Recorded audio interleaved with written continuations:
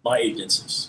Well, sabi nga ninyo, yung ibang proyekto sa Caloocan ay galing sa NEP na mukhang sablay ang planning.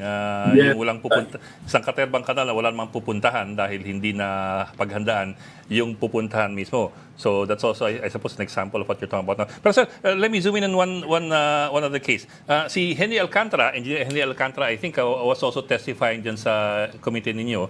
Of course, district engineer, Wala ng isa. Bulacan dati. Mukhang hugas kamay ng Wala hugas. sound. Sir? Yes, Yes, sir. okay. Can you hear me now?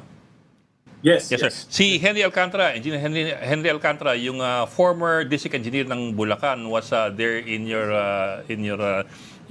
committee kanina. Mukhang hugas siya ng hugas ng kamay. Hindi raw siya involved dyan sa mga anomalya yan. At sinasabi niya na merong engineer at merong mga section departamentong in charge dun sa quality assurance, confirmation of projects, inspections, at hindi daw siya yun. Kayo ba'y naniniwala doon? At anong This is my 13th year as a representative of my district. Nagsisinungaling po siya. Mhm. Nagsisinungaling po siya.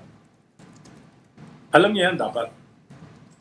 That's criminal ignorance na yan. Pwede ka pala makulong sa ignorance. Eh, no? Criminal ignorance man eh. Oo. Or criminal negligence, I suppose. Oo. Is a proper word for it. Si Alcantara ba yun? Akala ko si Executive Secretary Medialdea. Hindi. Hindi. Kamukha. Hindi layo. Pero sir, ano? Try namin yan. Oo nga, bakit gano'n? Namin siya niya. Nagsusugal siya eh. Oh. Oo. Yan yung na-chismis, di ba? Na Was he, I didn't kasi get the entire interaction, pero was he also asked about his assets? Kasi there were reports as well previously na meron siyang mamahaling kotse and ayun nga, so much amount daw being lost in the casinos. I think that came from Ping Lacson eh. May binitawan natang figure na magkano? 300 million sa casino? Oo. I think that came from Ping Lacson. 300 million. Oo. sa not sure Philippines, may where- Philippine Star columnist na naglabas yan more than a week ago, di ba, Ami? Sa inyo ko una nakita yun sa Philippine Star na sa isang gabi natalo siya ng 150 million. Kaya, yeah.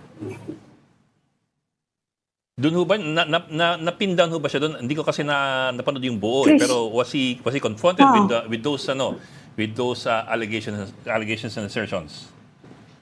Nung nagsimula po kasi mga nakalahati ko lang, I have to go to another committee hearing. So, alam nyo, sabay-sabay yung committee hearing namin dito. Wala, sabay-sabay. Mm. Because of the budget hearing. So, hindi ko nasundan yung kanyang...